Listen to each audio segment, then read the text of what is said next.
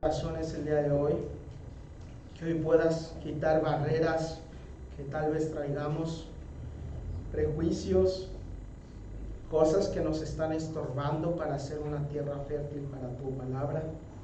Te suplico, Señor, para que el Espíritu Santo nos haga entender tu palabra, que nos haga entender tus misterios, que nos haga poder crecer en sabiduría, pero en la sabiduría que proviene de ti, Señor. Te suplico, Señor, por mí, para que tomes el control de mi boca, el control de mi mente, y Señor, que tú seas el que dé la palabra el día de hoy y que me permita ser de privilegio de poder serte útil, Padre. Te suplico, Señor, para que el Espíritu Santo tome el control no solo de este tiempo ni de mi boca, sino también de nuestros corazones y de nuestras mentes, para que podamos.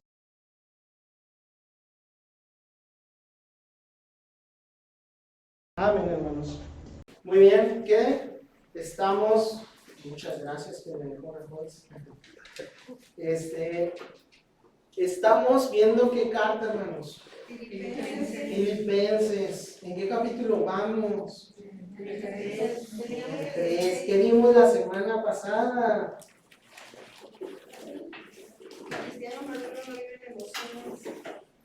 Un cristiano maduro no vive de. ¿Qué más, hermanos? Vimos más cosas. ¿Qué se acuerdan que nos predicaron? ¿Hay alguien que se acuerde de las preguntas que venían? Digo, de lo que estábamos viendo con el hermano Luis.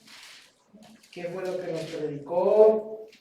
Que la vida en Cristo es como una carrera. Que la vida en Cristo es como una. Pablo les da un ejemplo de una. Parece como una carrera. Muy bien. ¿Me puedes poner la presentación? ¿Cómo yo titulé a esta predicación, hermanos? Los ojos en la.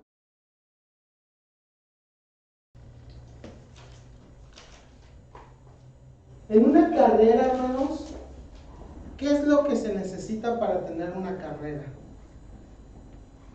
Necesitamos unos objetivos, ¿no? Una meta, ¿no? Si nos ponemos a correr para sin ningún lado, pues al final de cuentas, pues tú estás corriendo pero sin rumbo. Puedes estar dando vueltas, puedes estar haciendo sprints, puedes estar haciendo un montón de cosas, pero para que pueda hacer una carrera o para que pueda hacer un maratón o para que pueda hacer algo ya establecido, tiene que haber unos objetivos, ¿no? ¿Alguien sabe cuáles son los objetivos a veces de los maratones? ¿Cuál es el normal? ¿Cuántos metros o cuántos kilómetros, perdón? 42. Y luego va bajando, ¿no? Hay unos de 10, unos de 5, pero hay unos objetivos.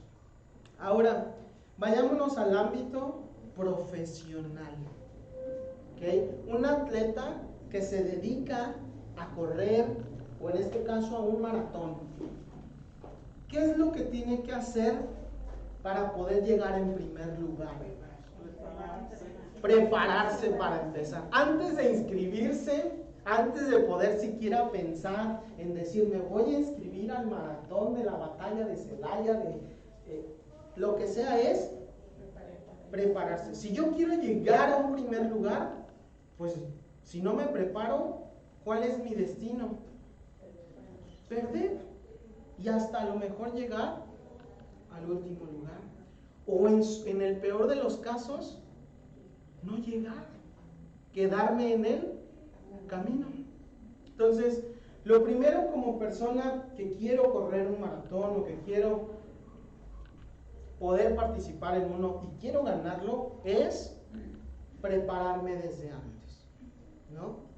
Pero en esa preparación yo voy a definir objetivos, ¿no? Tú tienes que medir tu tiempo, tienes que saber cómo corres. Yo estaba viendo algo sobre estas personas y hasta les tienen que hacer a veces tenis especiales porque pues Unos tienen la planta plana, otros no tienen arco, otros tienen mucho arco, y todo eso afecta en ellos. La manera en que, la distancia que tienen entre rodilla y rodilla. Hay toda una ciencia atrás de estas personas. Cada aspecto en su cuerpo cuenta, en la manera que realizan, cuenta, hermanos. Entonces, ellos tienen que prepararse muy bien. Pero ahora, también en la carrera, ok, ya nos inscribimos. ¿Qué sigue ahora? Ya llegó el día de la carrera. ¿Qué tenemos que hacer? Calentamiento. ¿Para qué? Para que no te vas a lesionar a la hora que ya empiezas a correr. ¿Qué otra cosa importante a veces tenemos que hacer para estas cosas? Llegar a tiempo. Porque si tú llegas después de que ya empezó, pues los otros ya llevan 2 o 3 kilómetros adelante, y para alcanzarlos vas a tener que ser el mejor del mundo, ¿no? Segundo, en la carrera, ¿cuántas veces creen que les pasa a estos corredores el parar, el desistir, por la cabeza de decir, ya no puedo? Muchas veces. Muchísimas veces. ¿Pero qué tienen que hacer? Seguir. Al rato vamos a ver un ejemplo de una persona que me voló la cabeza sobre lo que hizo con un super maratón, que estos yo no los conocía, hermanos, que son 1000 kilómetros, duró 10 días corriéndolos. ¿Cuántas veces en el día le habrá pasado por su mente desistir? Y aún así siguió a la meta. La semana pasada veíamos y Pablo les decía, prosigan a la meta, no desistan. Entonces, hoy vamos a aprender que todo depende en dónde tenemos nuestros ojos.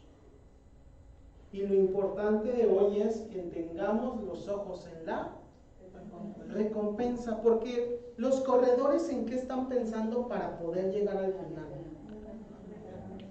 En el premio. Pero ¿en qué más, hermanos? No solo hay premios económicos, en la fama, en el reconocimiento. También, ¿qué otra cosa? Pónganse más románticos, hermanos. La satisfacción de ganar. Satisfacción de lo pude hacer. ¿Qué más, hermanos? En la condición del cuerpo, hermano. En la condición del cuerpo de yo sí puedo. ¿Qué más, hermanos? Por ejemplo, a los hijos, a la familia. Orgullo de los papás ver que su hijo sobresale. Ejemplo de los hijos y papás, ser un orgullo para tu familia. Muchos dicen, yo esto lo hago por mi familia. ¿Por qué? Porque quiero que mi hijo vea que su papá sí puede, o etcétera, ¿no?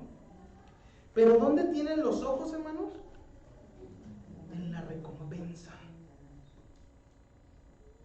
Porque si ellos se ponen a pensar y decir, ay, es que mis tenis ya se están desbaratando, ay, es que ya me empezó a doler la rodilla derecha, ay, es que ya me empezó a doler la rodilla izquierda, ay, es que ya estoy todo sudado, ay, es que si se ponen a pensar en esas cosas, ¿qué creen que va a pasar?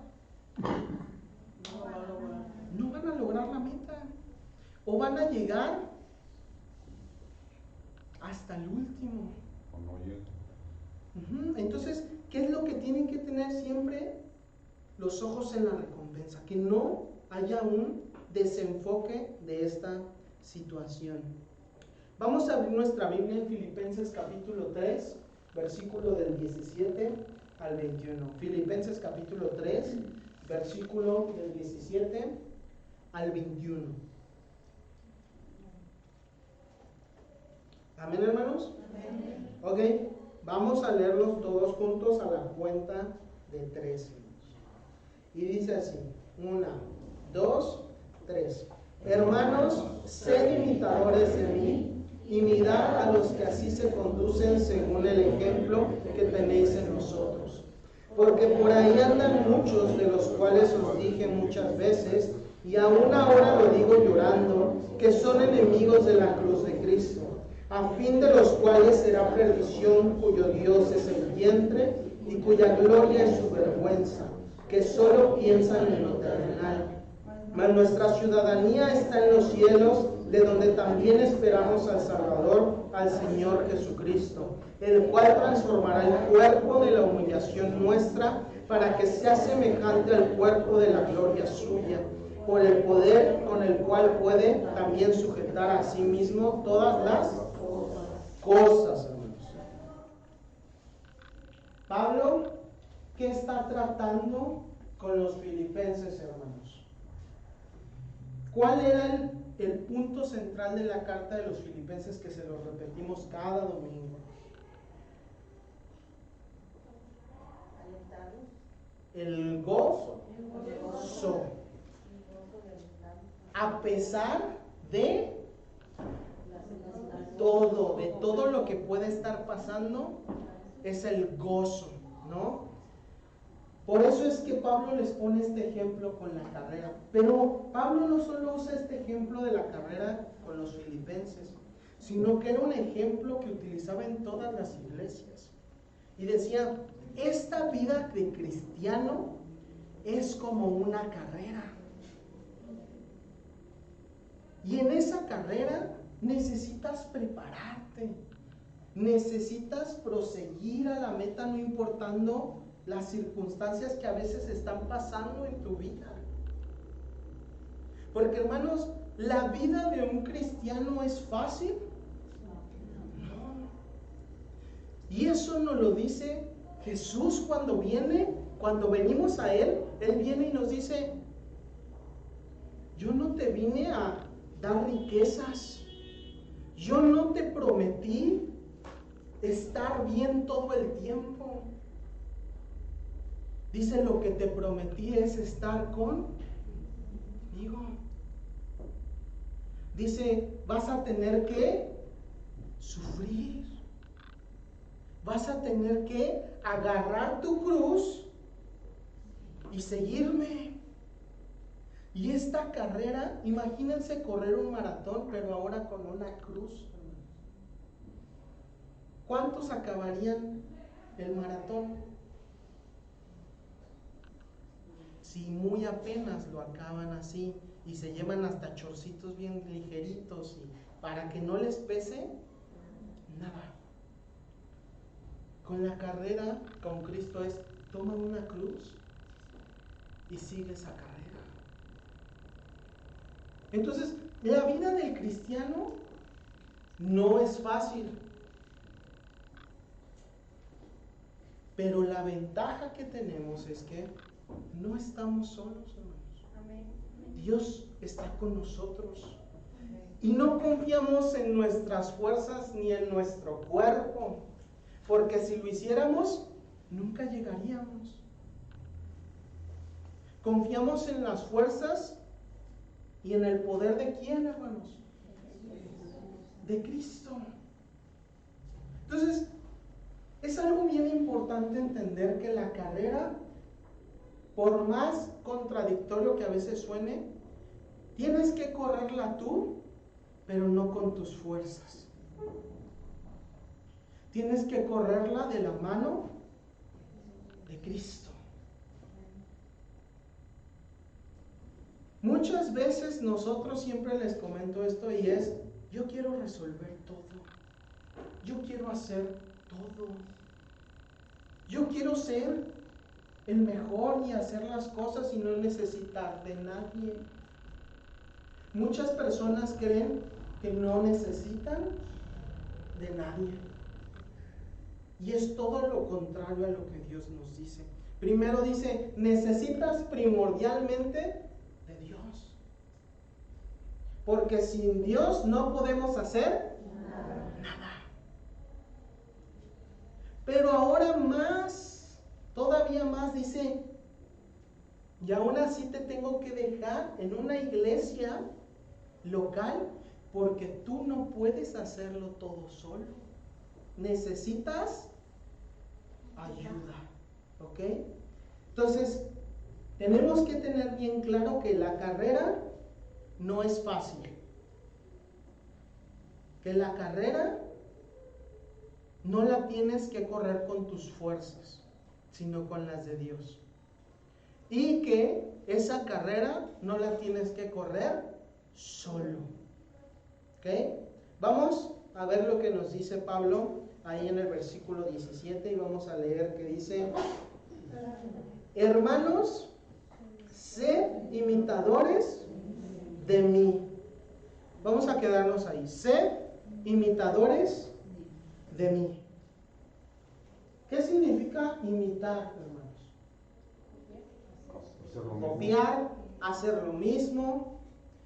Fíjense que la palabra en griego es de donde se deriva los mimos, que es repetir las cosas. A veces en su acto es estar repitiendo cosas, arremedándote tus movimientos, lo que sea, ¿no?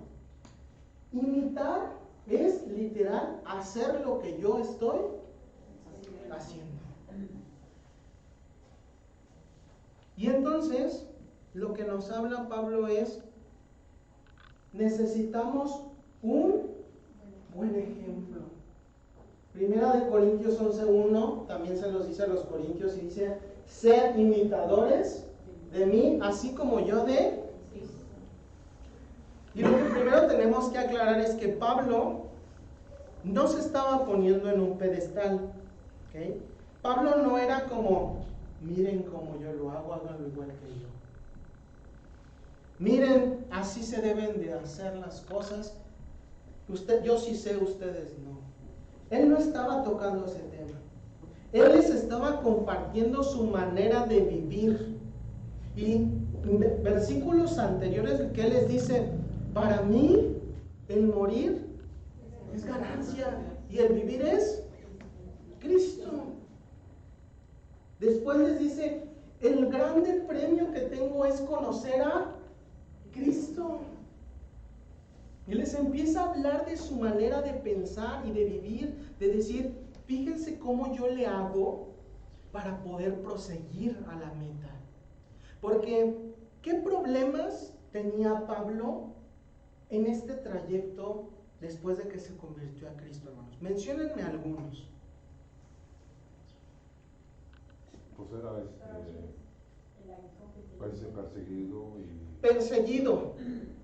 Pablo era un hombre perseguido. Incluso en la ciudad de Filipos fue perseguido. La hermana Soco dijo: el aguijón, hermanos, de su carne. Estaba preso. El aguijón de su carne era algo físico, hermanos. En donde Pablo le dice al Señor: quítamelo. Quítamelo y podré hacer más cosas para ti. ¿Y qué le contestó Dios? Bástate de mí gracia. Sigue con el aguijón. Al mismísimo Pablo, hermanos, no le dio y no le quitó ese aguijón. Y no porque Pablo sea más que nosotros, porque delante de Dios estamos iguales. Pero podemos entender que yo creo que hasta ahorita ha estado usando más a Pablo que a muchos de nosotros, ¿no? Y Pablo le dice: quítamelo. Y Dios le dice: no, continúa así. Continúa tu carrera así. Luego la hermana Patti nos dice: estaba preso, encadenado a un guardia a las 24 horas, cambiando y cambiando de turnos, pero él pegado a un guardia. Todas las cosas que le pasaban a Pablo eran ¿para qué, hermanos? Para que él cayera y desistiera. Normalmente, si nos pasara la mitad de las cosas que le pasaron a Pablo, muchos de los que estamos aquí, y yo me incluyo primero, hermano, yo hubiera dicho: ya, Señor, suéltame, ya no puedo más. No sé cómo continuar. Imagínense que estuvieras encerrado en una cárcel de aquí de Celaya, con una enfermedad y atado a un guardia a las 24 horas.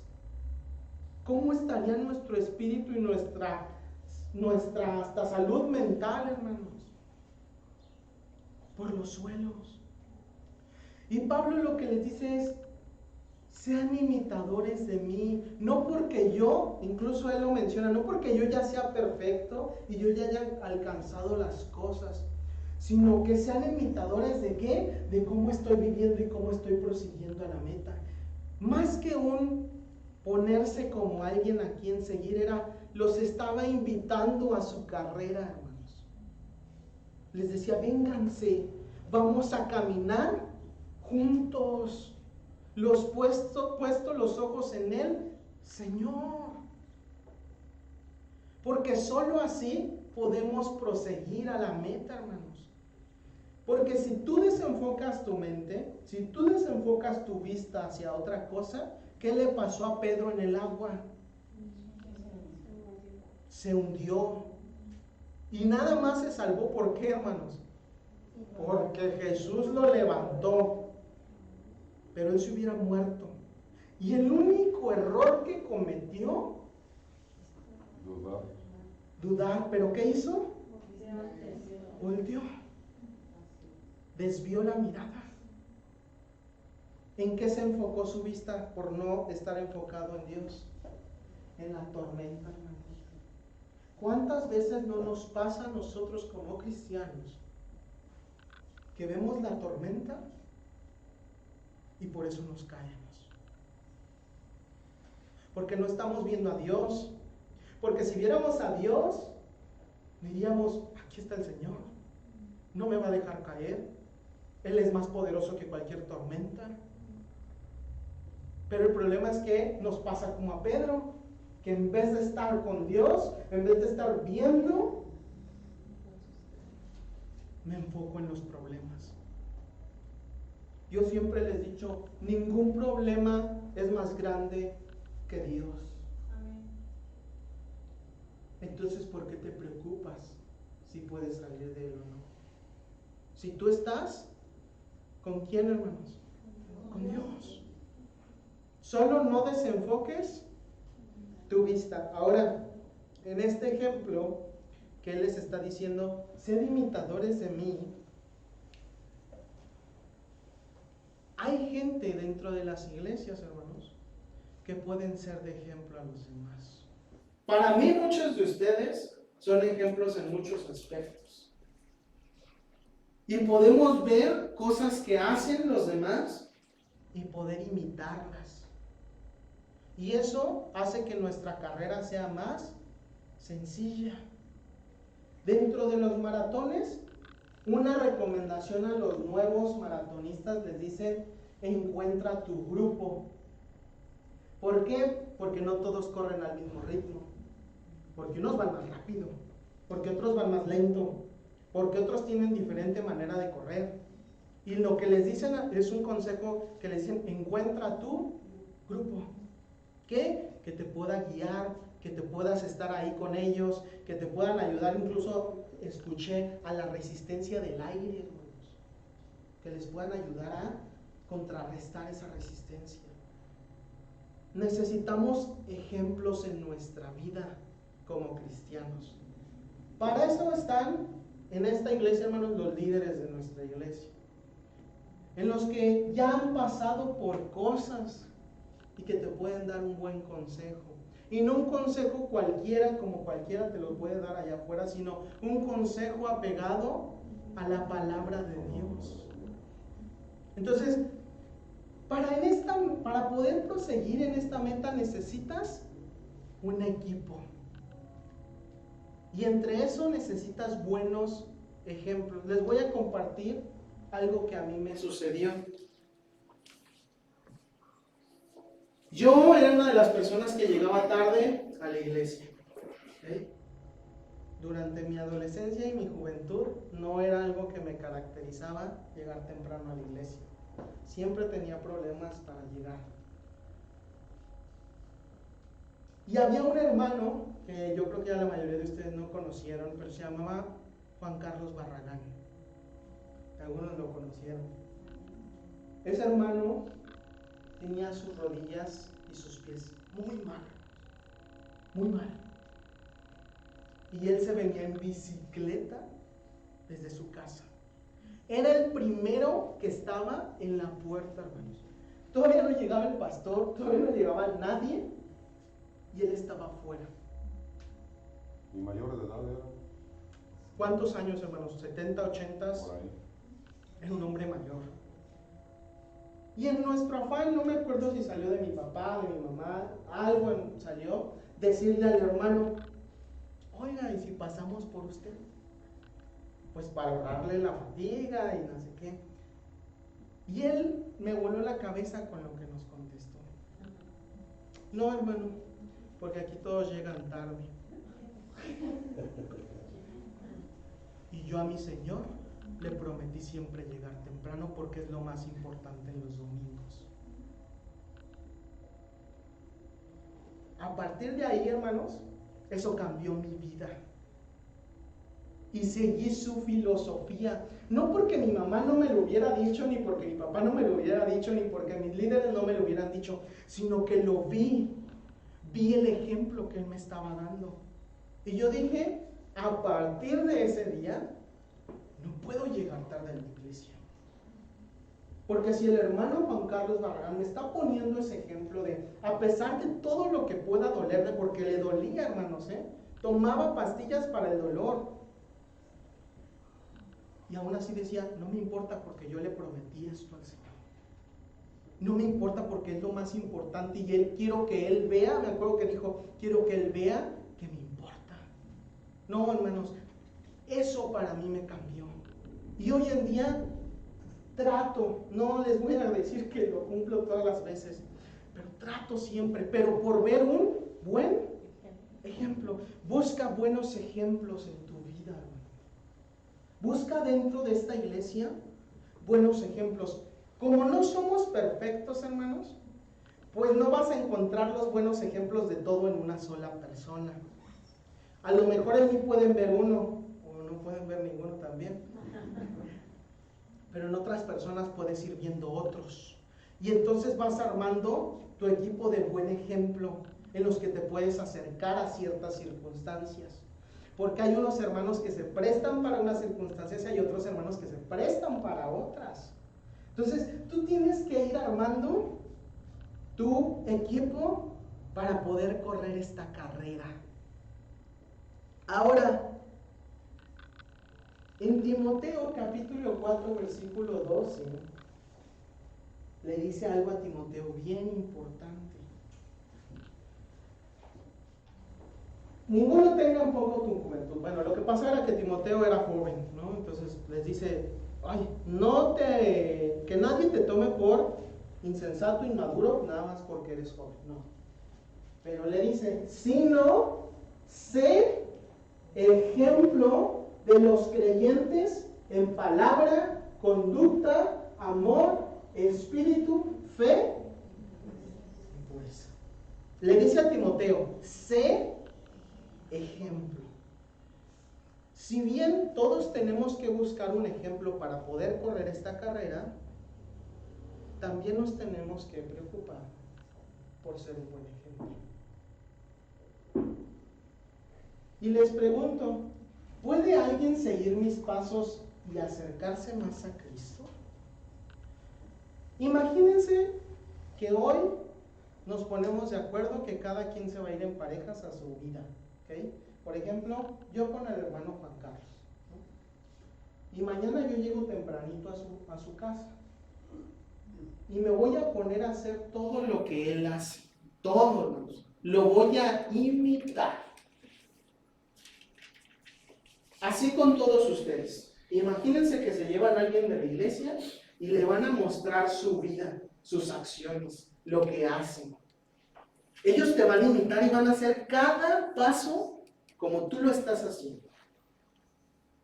Al final de la semana, ¿cómo crees que hubiera llegado ese hermano? No le quieras agregar a lo que ya haces, lo que haces realmente. ¿Lo acercaste a Dios o lo alejaste? Si alguien imitara cada cosa que haces, ¿lo acercarías a Dios o lo alejarías? ¿Serías un buen ejemplo para los demás hermanos? O tal vez dices, no, ni que ni vengan, aléjense de mí, los voy a alejar de Dios. O a lo mejor dices, no, yo hago esto y hago lo otro, y esto a mí me acerca a Dios, y me pueden aprender que esto me sirvió a mí. Tenemos que hacer un análisis de nuestra vida si realmente estamos siendo un buen ejemplo. En especial, hermanos, los que son papás. Veíamos en el taller para padres que los hijos lo que más hacen es imitar. Ellos están haciendo ese experimento que te dije imaginario, está en tu familia. ¿Qué estás siendo para tus hijos? ¿Un buen ejemplo? ¿Los estás acercando a Dios? ¿Ellos pueden ver en ti que estás cerca de Dios?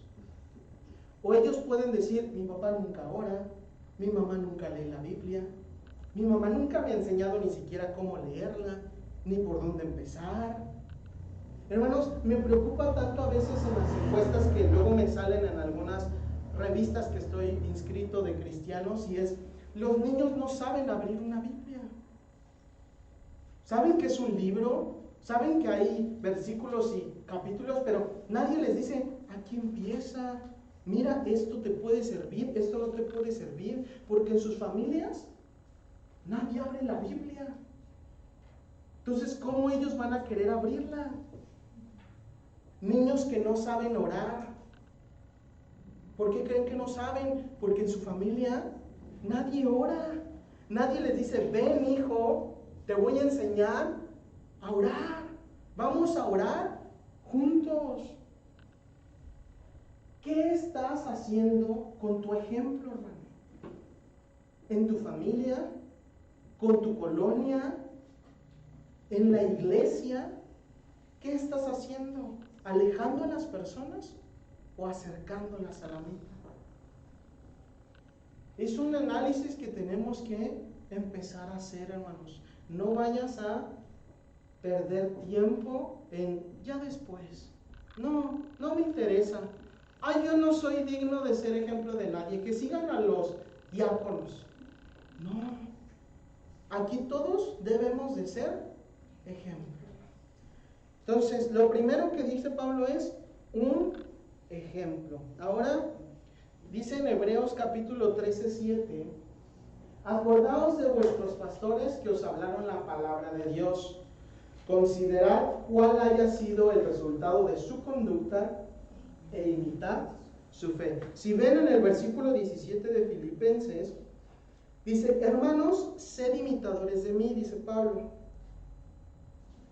Y mirad a los que así se conducen según el ejemplo que tenéis en nosotros. O sea, si ven, Pablo no se pone como el principal, sino dice, yo soy un ejemplo, pero también hay en sus iglesias ejemplos. Síganlos. Acuérdense de lo que les enseñan. Y aquí en Hebreos también es un ejemplo de lo que les dice. Examinen su vida y vean si es un buen ejemplo para seguir. Porque también no se trata de seguir nada más porque están al frente. Hay muchos líderes, pastores, gente que está al frente de las iglesias que no son un buen ejemplo. Por eso dice, considerad cuál haya sido el resultado de su conducta. Examínalo, hermano. ¿Qué les he dicho yo siempre a ustedes? Al menos conmigo, de lo que yo les enseño. No me crean todo, hermanos. Y no porque yo les digo mentiras, sino que ustedes tienen que examinarme a mí. Porque ¿qué tal si les estoy enseñando herejías? O los estoy alejando del camino de Dios. Ustedes me tienen que pasar por un examen y decir si es cierto lo que dice Andy o no es cierto. Y cuando alguien en nuestra iglesia, esto es importantísimo, hermanos, cuando alguien en nuestra iglesia está enseñando algo contrario a la cruz de Cristo, hablar con él, llegar a una disciplina o incluso expulsar. Pero eso ¿a quién le toca, hermano? ¿Solo a mí? ¿Solo a Quique? ¿Solo a Luis? ¿Solo a mi papá? A todos, hermano, nos toca. Porque algunos nos van a engañar. Pero para eso están los otros, para que puedan ayudarnos a no caer en el engaño.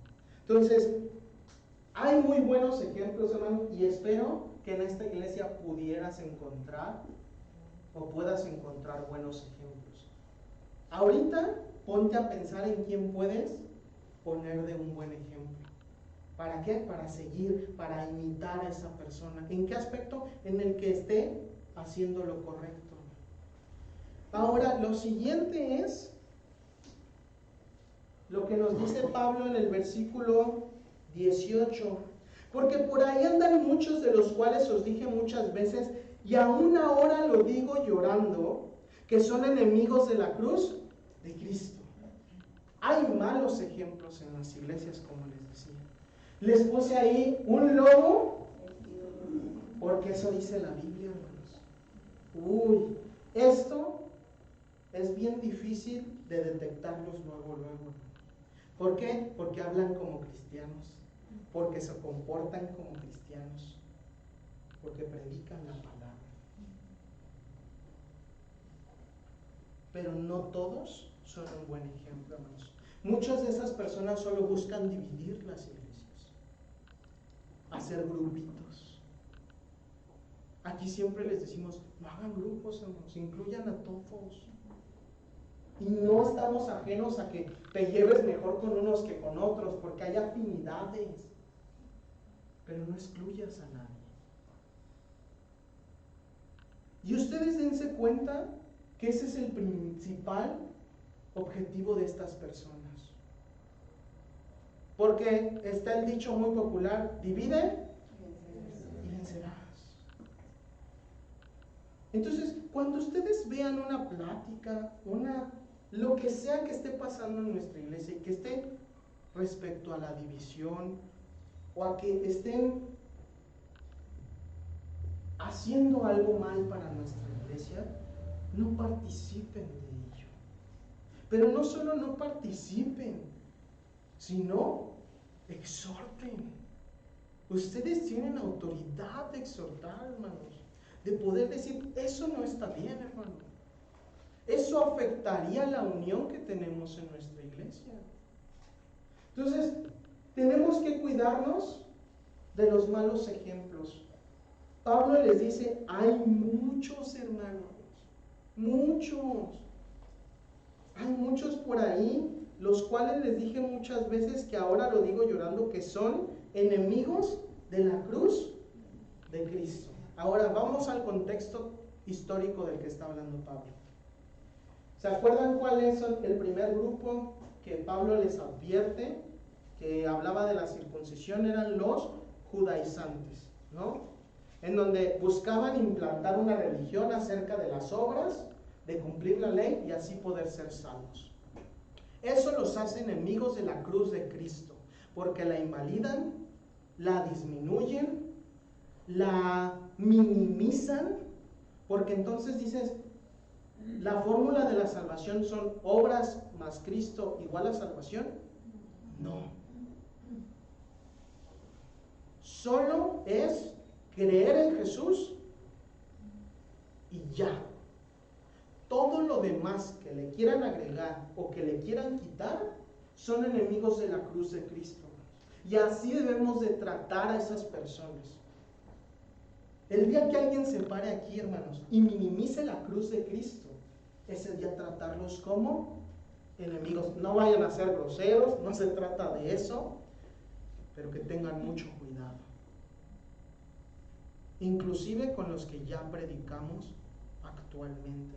Porque no saben si yo en un futuro me puedo alejar de Cristo. por estar al frente traer malas enseñanzas. Entonces, ustedes tienen que siempre estar atentos a las personas que predican la palabra y que contraste con lo que dice Dios. Entonces, hay malos ejemplos. Y fíjense lo que les dice a Gálatas, hermanos. Gálatas 5:7 les dice: vosotros corríais bien. ¿Qué os estorbó para no obedecer a la verdad? Les dice a Gálatas: oye, ustedes estaban corriendo súper bien la carrera. Iban con un ritmo, pero sabroso. Iban bien pegados, bien unidos. Estaban siendo una iglesia fenomenal. ¿Qué les pasó? ¿En dónde se rompió esa unidad? ¿En dónde se desviaron del camino? Es algo que nosotros tenemos que cuidar muchísimo, hermano. Nuestra unión en la iglesia, nuestro amor los unos con los otros y el estar apegados a la palabra de Dios. Eso nos va a representar como verdaderos hijos de Dios, como verdaderos discípulos. Entonces, que Pablo, más bien que la pregunta de Pablo, en la fuerza y en el poder de Dios, nunca se nos haga en nuestra iglesia. Oigan, ustedes iban corriendo bien. ¿Qué les pasó? ¿En qué momento se desviaron? ¿En qué momento se dividieron? ¿En qué momento ya no se soportan? ¿En qué momento ya no se quieren? No, que no llegue esta pregunta a nuestra iglesia, hermanos. Y esta es una labor de cada uno de nosotros para poder estar juntos, unidos y pegados a la palabra de Dios. Dice Hebreos 12:1: por tanto, nosotros también, teniendo en derredor nuestro tan grande nube de testigos, despojándonos de todo peso y del pecado que nos asedia, y corramos con paciencia la carrera que tenemos por delante. Dice: despojémonos de todo peso y del pecado. No solo se trata de que los malos ejemplos dividen las iglesias y nos desvían del camino. Nosotros mismos muchas veces somos los que solitos nos desviamos, solitos nos volvemos un mal ejemplo, solitos nos apartamos del camino. Y dice Dios: necesitas quitarte todo el peso, pero más importante, quitarte el pecado. Si tú eres una persona que está lidiando con un pecado, es importante que puedas hacer cosas, dejarlos en manos de Dios, porque solo vas a vencer al pecado con la mano de Cristo y con el poder de Cristo. Pero es importante que lo dejes, que te apartes de él completamente, porque eso no solo afecta a tu vida, afecta a nuestra iglesia. Tú puedes arrastrar a las demás personas a un mal ejemplo. Entonces, para correr con paciencia la carrera que tenemos por delante como iglesia, a todos nos conviene y también nos exhortan a dejar todo el peso, todas las cargas que traigas de más, todas las situaciones que traigas encima, déjaselas a Dios. Déjaselas a Dios en sus manos, Él las va a resolver. Pero también deja el pecado. Porque la gente quiere servir y quiere estar en la iglesia, pero no quiere dejar pecado. Es una incongruencia. Con Dios se tiene que dejar el pecado. Yo siempre les digo, ¿se puede dejar de pecar? Sí. Tenemos al Espíritu Santo, hermanos. Que vamos a recaer, que vamos a caer en algunas ocasiones y que las tentaciones nos van a atentar nuestras debilidades, sí. Pero se pueden vencer. Para eso dijo el Espíritu Santo que está para nosotros. Entonces, no digas y no caigas en esa ambigüedad de decir, pues es que soy pecador y pues como siempre voy a pecar, pues voy a pecar. Esa no es una actitud hacia lo que dice Cristo. Pero es que nunca voy a ser perfecto. ¿Qué dice Pablo? Tú búscalo. Tú prosigue. Tu meta es ser perfecto. Pero nunca lo voy a hacer. Es lo que te manda Dios. ¿Es tu Señor o no es tu Señor? Entonces, no caigamos en esa ambigüedad y en esa facilidad de decir, pues siempre voy a pecar. ¿Para qué me esfuerzo a no pecar? Si de todos voy a pecar. Todos ya tengo la salvación, pues ya.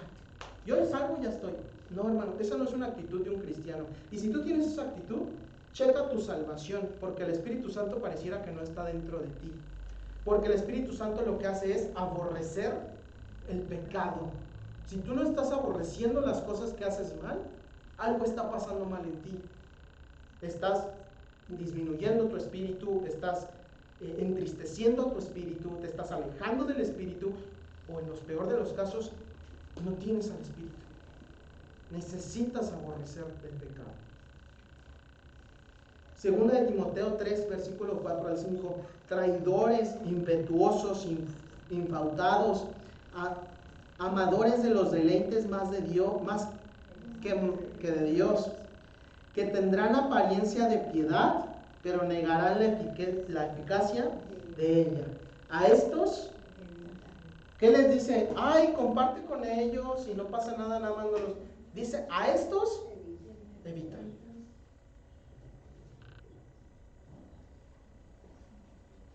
Aquellos que se disfrazan de piedad y niegan la eficacia de la piedad de Cristo, aléjate de ellos. Si alguien viene y te dice, no, es que sabes que la salvación necesitas cumplir la ley para poder ser salvo, ¿qué dice la palabra de Dios? Evítalos. Evítalos. Porque no creen ni siquiera en la piedad de Cristo. Se visten de piedad y andan bien cristianos y corbatita, Biblia en mano. Hoy traigo el outfit de cristiano así, hermano, corbatita. Y te van para todos lados, hermano. No sé qué, no sé qué. Pero si niegan algo de la cruz de Cristo y que no es suficiente Jesucristo, evítalos. Evítalos a toda costa. Muy bien, amigos. Entonces, ¿hay buenos ejemplos y malos ejemplos? Tú tienes que ser un buen ejemplo. Y tienes que cuidar de la iglesia de esos malos ejemplos. ¿Sale? Versículo... nada más último. ¿Se acuerdan del primer grupo que les dije que son el mal ejemplo? Los judaizantes, que quieren que tú hagas más cosas para ser salvo. Bueno, hay otro grupo, que son los libertarios, o no me acuerdo cómo les dicen. Es una palabra bien complicada, pero son los cristianos light. En donde te dicen, no importa cómo vivas, ya eres salvo. Tú puedes hacer lo que tú quieras. Solo confía en Cristo. Eso no es ser cristiano. Tú tienes que cambiar tu vida. Tú tienes que dar fruto. Tú tienes que dejar el pecado. Y Pablo les dice, ellos solo buscan sus deseos, hermano. Había muchas personas en ese tiempo en donde tenían banquetes y en esos banquetes pasaba de todo, hermanos. Pero al final decían, pero creemos en Cristo. Muchas personas son así también hoy en día, hermanos. Hacen de todo, pero al final dicen, pero yo creo en Cristo. No, si creyeras de verdad en Cristo ya cambiarías tu vida. Entonces, los dos extremos, hermanos, están mal. Tanto los que fundamentalistas y legalistas de esto, y que no vienen ni siquiera en la Biblia. Tanto los que te dicen, no, tú eres libre de lo que tú quieras hacer y no cambies tu vida, de todos Cristo es tu Salvador. No, tienes que cambiar tu vida. Pero también no por eso te vas a salvar. Es un resultado de nuestra salvación, que creímos en Cristo, porque tenemos al Espíritu Santo. Ahora lo siguiente versículo, ahí en Filipenses, hermanos. Filipenses capítulo 3, versículo 19. Al fin de los cuales será perdición, cuyo Dios es el vientre y cuya gloria es su vergüenza, que solo piensan en lo terrenal. Mas nuestra ciudadanía está en los cielos, de donde también esperamos al Salvador, al Señor Jesucristo, hasta ahí, hermanos. Nuestra ciudadanía celestial. ¿Se acuerdan de esto de Efesios, hermanos? Que yo les decía, te tenemos que dar una nueva identidad y tienes que comprenderla, porque si tú no cambias tu identidad, jamás vas a cambiar todo lo demás. Se puede reconocer en términos generales, ¿alguien extranjero cuando está cerca de él? Sí. ¿Por qué? Su forma de hablar. Por su forma de hablar, su acento, su apariencia, sus costumbres, hermano, su manera de comer, Su color, sus rasgos faciales. su olor. Ay, hermanos, hace poquito me salió un TikTok del olor. Los países tienen olor. Sus rasgos físicos. Y uno puede decir, pues este es mexicano. Si tú lo ves con una salsa al lado, este es mexicano, ¿no? Pero si ustedes ven un güero alto, grandote, de 2 metros, pues dices, este es extranjero, este no es de aquí, no hay muchos por aquí, ¿no? ¿Pero por qué? Porque se les nota y dices, ay, esto no es de aquí, el acento. A lo mejor, por ejemplo, tenemos mucho parecido físico con Honduras, Guatemala, Colombia, incluso Ecuador, ¿no? Pero el acento es muy diferente. Entonces, tú tienes una ciudadanía celestial, la adquiriste, hiciste tu trámite de ciudadanía y de residencia en los cielos el día que creíste en Cristo. Y haz de cuenta que te entregamos un pasaporte diciéndote, bueno, Dios, yo no, tú eres de los cielos. Y si ustedes no sabían, hace poquito ya se puede tener doble, triple nacionalidad en algunos casos. Pero por ahí de 1990 no se podía, 70, no se podía tener doble nacionalidad. Y para poder adquirir otra nacionalidad, en la mayoría de los países te decían, tienes que renunciar a tu país de origen para poder tener mi nacionalidad o mi residencia. Pues es muy parecido a lo que Dios nos pide. Oye, ya te voy a entregar tu pasaporte y tu residencia de los cielos, pero necesitas negar tu residencia actual. ¿Cuál es nuestra residencia actual? La tierra. La tierra, el pecado y la muerte. Entonces, Dios te dice, ya tienes una ciudadanía, ahora eres de los cielos, ya no eres de aquí, hermano. Eres un alguien, porque ya no eres de este mundo. Eres alguien extraterrestre, en términos espirituales. Entonces, ¿qué se nos tiene que notar, hermanos? Que somos extranjeros en esta tierra, hermanos. Primera de Pedro, capítulo 2, versículo 11. Amados, yo os ruego como a extranjeros y peregrinos. ¿Qué son los peregrinos, hermanos? Los que van de paso. No, ahí no es su hogar, no es su lugar de origen, no es su destino. Van de paso. Amados, yo os ruego como a extranjeros y peregrinos que os abstengáis de los deseos carnales que batallan contra. A ti se te tiene que notar un acento diferente en la manera que hablas. Tú no puedes estar hablando los mismos temas que hablan allá afuera. Y ustedes saben a lo que me refiero. No es necesario ser explícito. Tu manera de conducirte en la vida tiene que ser diferente a la de ellos. Se te tiene que notar lo extranjero, hermano. Tu manera de hablar, tu manera de caminar, tu manera de comer, tu manera de vestir, tu manera de a los lugares a donde vas, a los lugares a donde no vas también. Se te tiene que notar lo extranjero. Es muy triste, hermano, y yo voy a contar esto como testimonio para no meter a nadie más. Pero ahí por mi adolescencia, en mi escuela nadie sabía que yo era cristiano. ¿Por qué creen que nadie sabía que yo era cristiano? Porque no se notaba, hermano. Porque yo por querer encajar con el grupo de la escuela, hacía lo mismo que ellos. Entonces, esto pasa ya cuando estamos adultos también, hermanos. Me puse de ejemplo para no pisar callos o aventar piedras. Yo solito. Se te tiene que notar. Eres un extranjero y eres un peregrino. No estás aquí para darte el deleite a tus deseos. Niégate a ellos, porque esos te alejan de Dios y batallan contra el alma. Entonces, tú tienes que ser un ciudadano del cielo. Y entre todo esto, hay una cosa que pasa con los extranjeros cuando están fuera de su país. ¿Qué pasa con estas personas? Lo extrañan.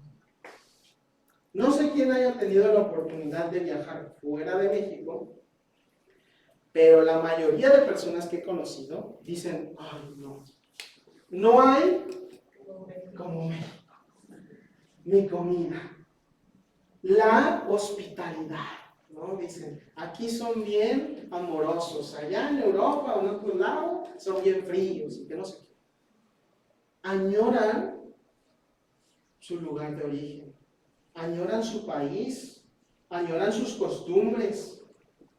Hace poquito, bueno, en la universidad yo conocí a algunos de intercambio y ellos añoran todas sus cosas.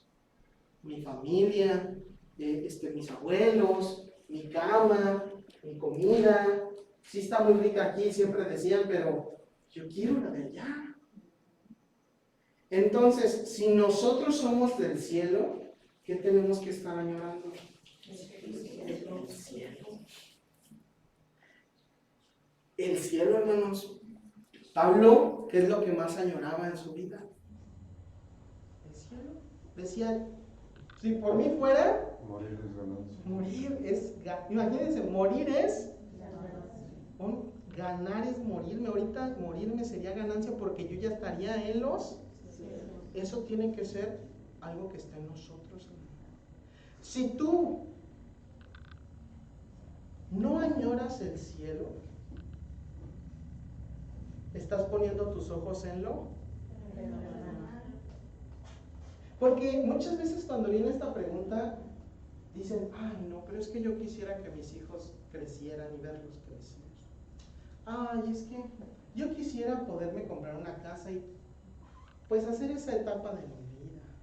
Ay, pues es que yo quisiera tener nietos. Y entonces vas poniendo esas cosas y entonces lo que te quiero decir es, no estás pensando en el cielo ni en las cosas del cielo. Arraizando en la tierra. Lo que quieres es estar aquí, pensando en lo terrenal. ¿Y qué nos dice Pablo en el versículo anterior? Esas personas solo piensan en lo terrenal, los malos ejemplos, hermanos. Cada uno de nosotros tiene que añorar estar en el cielo, pero añorarlo, hermanos, como si fuera algo que deseáramos constantemente estar en el cielo. ¿Por qué, hermanos? Porque tenemos una recompensa gloriosa. Dice Pablo, tienes una carrera y tienes que poner tus ojos en Dios, en el cielo. ¿Para qué? Para poder continuar. Porque si tú desvías esa mirada, te vas a caer, te vas a tropezar, te vas a desviar. Necesitas poner tu mirada en esa recompensa tan hermosa que tiene Dios para ti. ¿Se acuerdan de lo que dice de Jesús? Que Él murió por nosotros, no porque no le iba a doler, no porque para Él era fácil, dice, por el gozo venidero. Dice Jesús, Él murió por el gozo venidero. Él sufrió muchísimo aquí, hermanos. Lo persiguieron, dijeron mentiras sobre su vida, estuvieron persiguiéndolo y queriéndolo matar constantemente, y al final lo lograron y hicieron de su cuerpo trizas. Y dice, lo hizo por el gozo venidero. La única manera en que tú puedas proseguir en el camino es que pongas tu mente en el gozo venidero, en la recompensa que Dios tiene para ti. Y una de las recompensas que tiene para ti es el cielo, hermanos. La nueva Jerusalén. En donde en esa nueva Jerusalén, y les puse ahí la cita para que vean y contrasten dónde está esta cosa, dónde está escrito esta descripción, todo será nuevo. En la nueva Jerusalén nada será viejo, nada será desperfecto, nada será a medias, todo será nuevo. En la nueva Jerusalén dice la palabra de Dios que Dios mismo enjugará toda lágrima de los ojos. Dios va a estar limpiando las lágrimas. Todo el sufrimiento que tú estás pasando, cuando llegues allá, el mismísimo Dios, Jesús, nuestro Señor y Salvador, te va a limpiar las lágrimas. Ya no habrá muerte, no habrá llanto, no habrá clamor, no tendrás necesidad de nada, hermanos. Tu cuerpo será perfecto, no tendrá necesidad de nada y no habrá dolor. Tenemos que poner nuestra mente y nuestros ojos en esa nueva Jerusalén, hermanos. Pensar en ese gozo de ya no sufrir, de estar cerca de Dios y que Él nos va a limpiar nuestras lágrimas, que todo va a ser nuevo, que no habrá clamor para pedir algo, que no habrá muerte y que no habrá dolor. Pero si tú desvías tu mirada de eso, te vas a concentrar justo en todas estas cosas, en lo que ya eres, en lo que estás sufriendo, en lo que te está doliendo, en tus necesidades, en tu dolor. Y hermanos, eso va a seguir, pero la manera de seguir en esta carrera es poner nuestra meta en el cielo. Poner que todo esto, lo que estamos pasando, es pasajero, hermano. Son 70, 60 años, para nosotros es algo grandísimo, pero para la eternidad no significa nada. Importa lo que estás haciendo hoy. Necesitas enfocarte en el cielo. Y la segunda recompensa que Dios tiene para nosotros es un cuerpo. He aquí digo un misterio, no todos dormiremos, pero todos seremos transformados en un momento, en un abrir y cerrar de ojos, a la final trompeta, porque se tocará la trompeta y los muertos serán resucitados incorruptibles y nosotros seremos transformados, porque es necesario que esto corruptible, hermanos, este cuerpo corruptible se vista de incorrupción y esto mortal se vista de inmortalidad. Todo lo que hoy te duele en tu cuerpo, hermanos, todas las enfermedades que podamos pasar en nuestra vida, todas estas cosas que están en tu cuerpo, van a pasar. Amén. Van a pasar y Dios te va a dar un cuerpo nuevo. Un cuerpo perfecto. Tan hermoso, hermano, que dice semejante con el cual Él resucitó. Ese cuerpo perfecto que tenía el Señor Jesucristo después de resucitar de los muertos, así nos va a dar un cuerpo. Y todo esto va a ser pasajero. Entonces, si hay algo que tú dices, Pablo, quítame este aguijón, Señor, y Dios te ha contestado, no, ahorita no, piensa en el cuerpo nuevo que tiene para ti. Pon tu mirada en ese nuevo cuerpo para poder seguir a pesar de todo lo que está pasando en tu cuerpo. Ahora, hermanos, ¿alguien quiere vivir en este cielo nuevo donde dice que sus cimientos están de piedras preciosas, oro, no hay dolor, no hay llanto? ¿Cuántos quisiéramos estar? Amén. Hermanos, es algo que debemos añorar todos los días de nuestra vida. Pero ¿qué pasa si te dijera que esa no es la verdadera recompensa de todo esto? Sino que hay una recompensa, yo le puse suprema. Algo más grande que todo esto. Algo más grande de no sufrir, hermanos. Algo más grande de no llorar. Algo más grande de no habrá muerte. Y la gran recompensa que Pablo nos habla y que nosotros tenemos que poner, adivinen quién es. Jesús. Te voy a hacer una pregunta, no me contesten, hermanos, esta es reflexiva. Si Dios te dijera, te voy a dar un cuerpo nuevo, te voy a poner en el cielo en donde están las piedras preciosas, el oro, no hay llanto, no hay dolor, no hay muerte, no hay nada. Pero no estoy ahí. La respuesta que hayas dado de decir, sí quiero estar ahí o no quiero estar ahí, es donde está tu enfoque. ¿Estás pensando solamente en las bendiciones que Dios te da o estás queriendo conocer a Cristo? Yo siempre les digo, y esto a mí me pegó y me dolió, porque a veces vemos a Dios como una máquina expendedora, siempre les digo, en donde nada más vamos y picamos para obtener algo de Él, pero jamás nos acercamos a conocerlo a Él, ni queremos estar cerca de Él, solo lo que me puedas dar, lo que me pueda beneficiar a mí. Por eso muchas iglesias solo predican de ciertos temas, porque solo quieren escuchar las personas lo que les conviene. Por eso no hablan del sufrimiento, hermano. ¿A quién le gusta hablar del sufrimiento? Si no es que a lo mejor en nuestra iglesia se van a ir algunos porque dicen, ay, no, hay nada más te dicen que vas a llorar y vas a sufrir. Pero es algo que la palabra de Dios habla. Entonces, la verdadera recompensa es a Cristo, hermanos. No el cielo, no este cuerpo perfecto, que gracias a Dios Él nos lo va a dar. Pero la verdadera recompensa es estar en Cristo, en donde sea que esté Él. No me importa, hermanos, no debería de importarnos si Él nos dice, te voy a dejar en la misma Celaya, destruida y con baches, pero estoy yo. Ahí tenemos que estar, ahí tenemos que anhelar estar. Gloria a Dios, porque Él no te dice eso, sino te dice, te voy a crear un cielo nuevo, en donde voy a estar yo. Ese es el verdadero premio, hermanos, poder conocer a Cristo.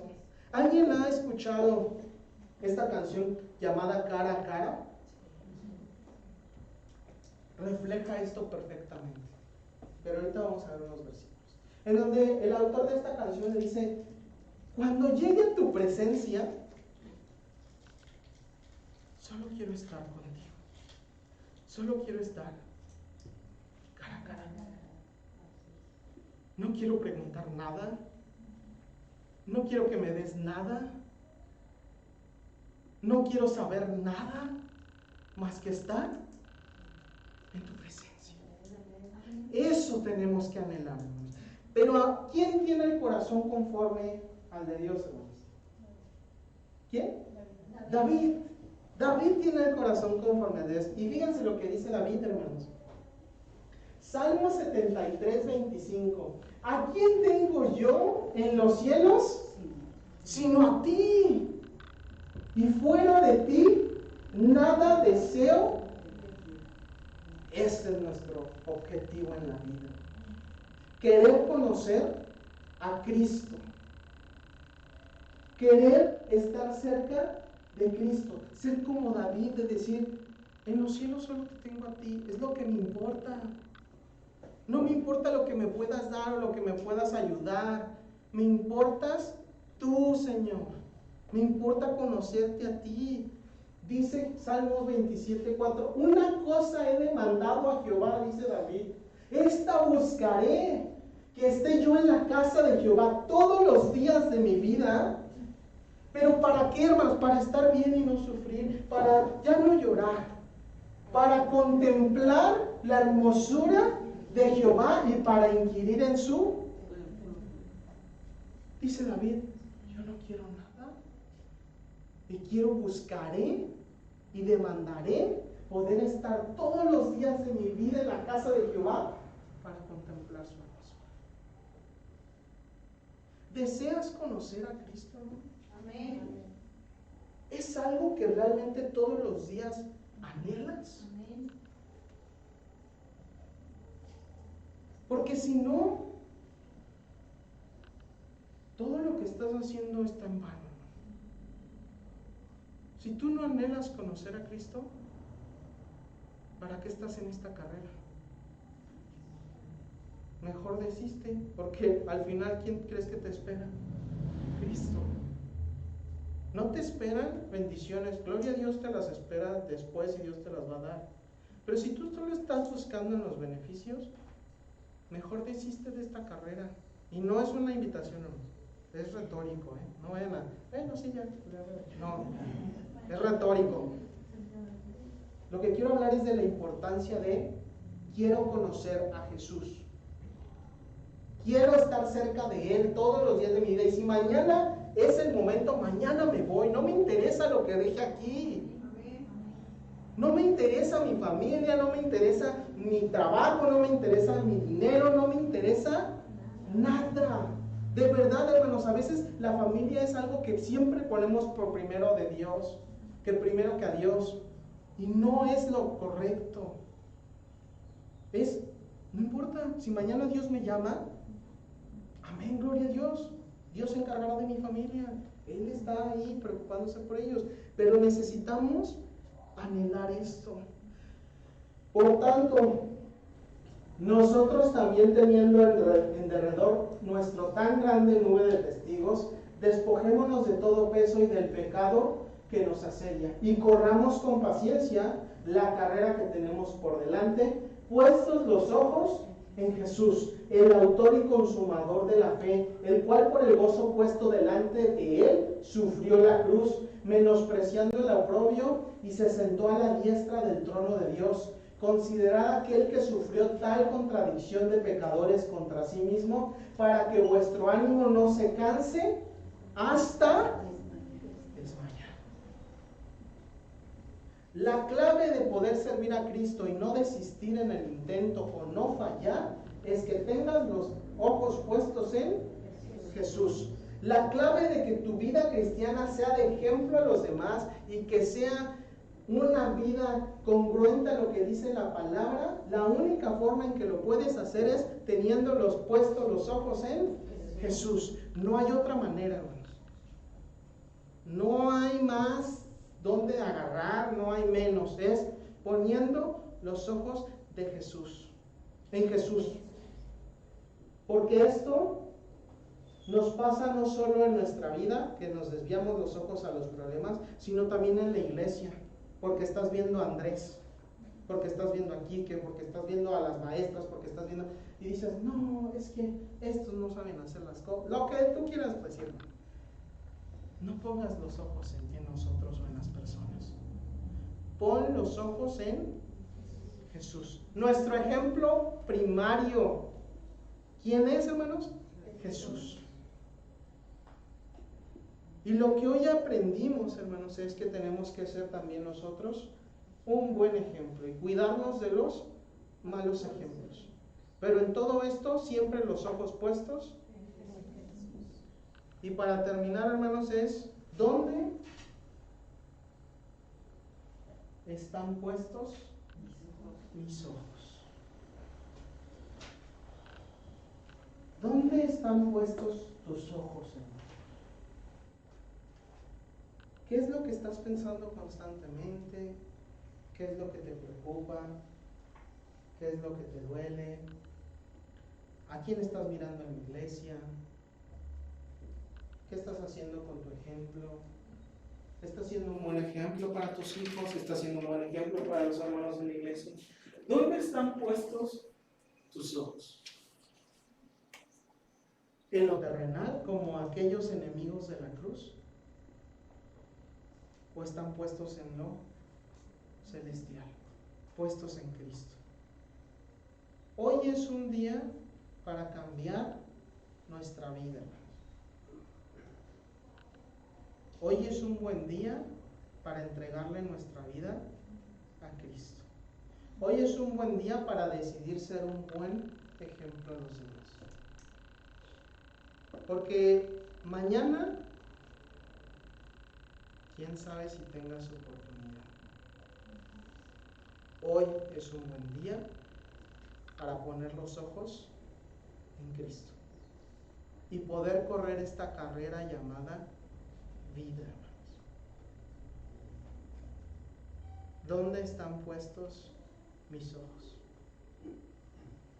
Hay que ponerlos en Jesús. Confiar en sus promesas, confiar en su poder y confiar en su sabiduría. Vamos a orar. Padre nuestro que estás en los cielos, te damos gracias, Señor, porque nos permitiste estar aquí. Ruego y te suplico, Señor, para que tú nos bendigas con sabiduría, para que el Espíritu Santo nos abra el entendimiento a todo lo que vimos el día de hoy. Señor, te suplico que esta enseñanza y las cosas que pudiste hablar a mis hermanos y que hablaste a mi corazón no se eche en vano, no se eche en un saco roto, no entre por un oído y salga por el otro, Señor, sino que podamos atesorarlo en nuestro corazón, que realmente cada uno de nosotros podamos poner los ojos en ti, Señor. Tomar esa decisión como la tomó Pedro, salir de la barca y confiar en ti, confiar en que cualquier cosa que esté pasando a nuestro alrededor, cualquier tormenta o tempestad, no importa porque tú estás con nosotros.